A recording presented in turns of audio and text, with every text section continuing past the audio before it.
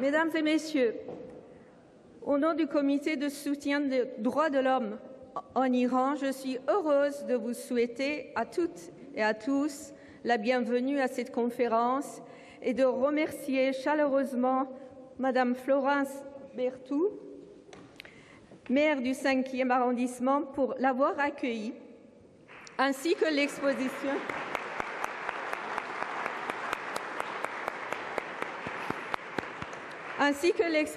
sur le massacre des prisonniers politiques en Iran en 1988. Cette exposition n'est pas seulement une mémoire du passé. Elle fait partie du combat d'aujourd'hui pour la justice et pour les droits de l'homme. Puisque la jeune génération qui réclame des explications et des informations est poursuivie par le régime iranien, et les auteurs du massacre continuent encore d'exécuter et de persécuter la population en Iran. Ce crime est d'actualité puisque cette année, le rapport de l'ONU en fait un cas particulier et le secrétaire général des Nations unies l'évoque pour la première fois afin de dénoncer la répression des militants et des familles des victimes qui enquêtent sur ces exécutions. Notre rencontre d'aujourd'hui sera enrichie par la grande qualité des intervenants d'aujourd'hui et des témoignages que nous allons entendre. Je vous remercie encore. Merci. Monsieur le Premier ministre, Mesdames, Messieurs les ministres, Mesdames, Messieurs les députés, les élus, Mesdames, Messieurs les présidents d'associations, je voudrais saluer tout particulièrement la présidente du comité du soutien aux droits de l'homme et son représentant, président de l'association des femmes iraniennes en France, et puis toutes celles et tous ceux qui œuvrent pour le combat des droits de l'homme, on devrait dire des droits des femmes aussi, dans notre monde.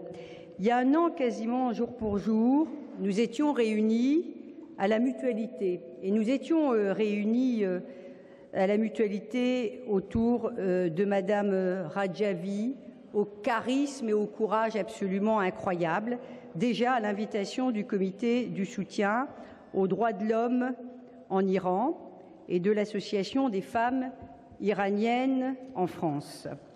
Je suis très touchée et fière que vous ayez choisi la mairie du 5e, que je conçois avant toute chose comme la maison du peuple, la maison des peuples, pour organiser votre colloque. Pour les Iraniens et pour l'humanité tout entière, l'été 1988 est marqué d'une pierre noire, d'un crime odieux et qui est encore trop méconnu, l'exécution de milliers d'opposants au régime de Téhéran, c'est-à-dire la plus grande vague d'exécution de prisonniers politiques depuis la Seconde Guerre mondiale.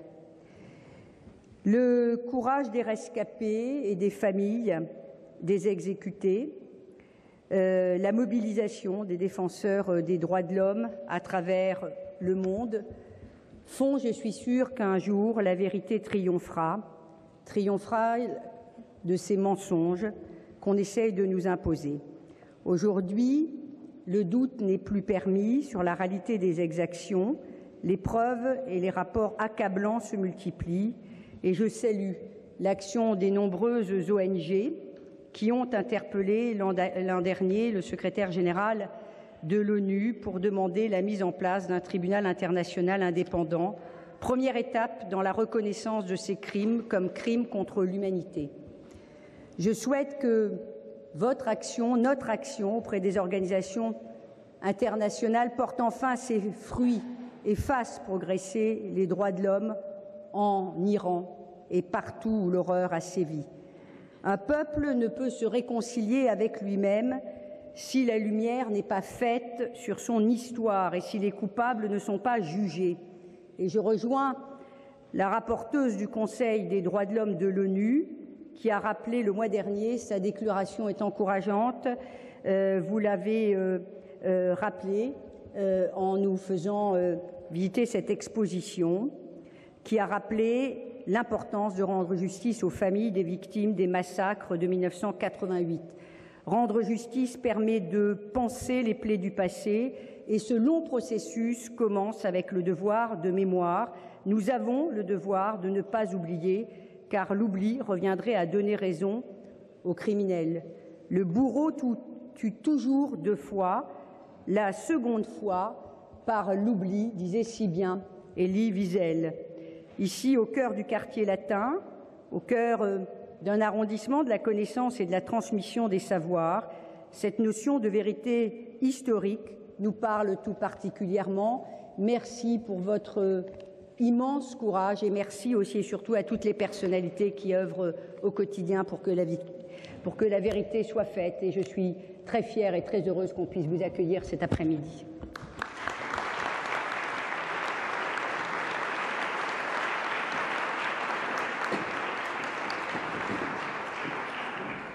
Alors merci Florence, merci de cet accueil et de cette introduction. Alors moi, comme toujours, maintenant vous me voyez assez souvent parce que je tiens à les soutenir jusqu'au bout. On espère en tout cas que les efforts seront récompensés.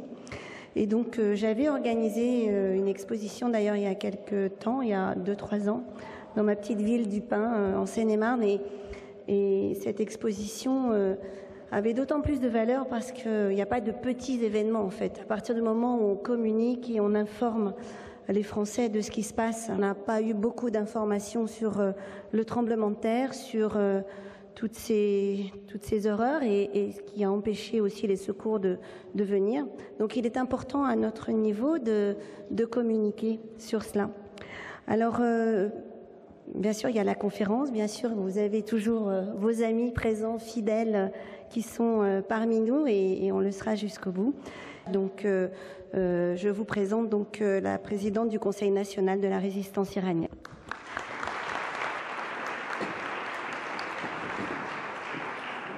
Mesdames et messieurs, chers amis, je souhaite un grand succès à cette rencontre à la mairie du 5e à Paris. Je remercie chaleureusement Madame la maire Florence Berthoud pour accueillir cette conférence et cette exposition. Je voudrais d'abord profiter de l'occasion pour remercier tous les amis français pour leur solidarité après le tremblement de terre de Kermanshah. Les habitants de cette région sinistrée, surtout à Sarpol-Zohab et à Qasr-e-Shiri, sont en colère parce qu'ils ont été abandonnés par le régime. Ils ont seulement reçu l'aide de la population iranienne. Je remercie chaleureusement mes compatriotes. Chers amis, il est très important de consacrer la conférence d'aujourd'hui à la justice et à la vérité pour les victimes du massacre de 1988 en Iran, parce que le 3e comité des Nations Unies vient de condamner une fois de plus la dictature religieuse pour ses violations des droits de l'homme. Cette résolution demande des mesures pour mettre fin à l'impunité des auteurs de ces violations. Il ne faut pas oublier que tous les organes et dirigeants actuels du régime sont impliqués dans le massacre de 1988. Le secrétaire général des Nations Unies, M. Antonio Guterres, parle de ce crime dans son rapport de novembre 2017 et des nombreuses plaintes des familles des victimes envoyées à l'ONU. La rapporteuse des Nations Unies, Mme Asma Jahangir, a précisé que les familles des victimes ont droit à une réparation et à connaître la vérité sans être en danger. C'est pourquoi il faut mettre en place une commission internationale pour enquêter sur ce massacre et juger ses auteurs. La complaisance de la communauté internationale et l'impunité des dirigeants du régime iranien pendant près de 40 ans ont encouragé les criminels. Les mollahs qui ont commis le massacre de 1988 continuent de battre le record des exécutions dans le monde. Malgré tout, la dictature religieuse est devenue très vulnérable. Les mollahs ont peur d'un changement de rapport de force en Iran et dans le monde. C'est pour cela que Rouhani a enlevé son masque de modération pour prendre la défense du programme des missiles balistiques, des gardiens de la révolution et des actions qui déstabilisent la région. Cependant, les dirigeants du régime devront bientôt rendre des comptes. Le mouvement pour la justice en faveur des victimes du massacre de 1988 se développe en Iran et il y a des dizaines de manifestations dans le pays pour demander la fin de la dictature. Sur le plan international, la France a raison de s'inquiéter du programme balistique du régime et de ses ingérences au Moyen-Orient, en particulier au Liban, en Syrie et au Yémen.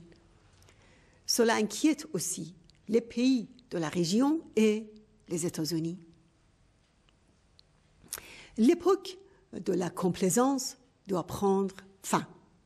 Pour voir un changement de comportement, il faut que ce régime rende des comptes.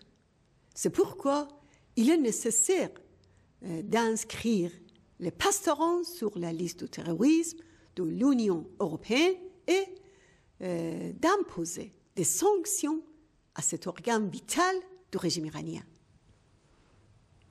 Les amendements récents du Congrès américain contre les missiles des mollahs sont utiles. Il faut faire aussi barrage à la présence des pastorants et de leurs milices dans les pays de la région. Mais il faut aller plus loin et conditionner les échanges et les relations à l'arrêt de la torture et des exécutions en Iran. Il est nécessaire que le Conseil de sécurité de l'ONU prenne des mesures efficaces pour faire juger les criminels au pouvoir en Iran. La fin de l'impunité va mener à la victoire des droits de l'homme et rapprocher la fin de ce régime comme la fin des souffrances du peuple iranien et des peuples de la région. Et elle va ouvrir la voie à un Iran libre et démocratique. Je vous remercie.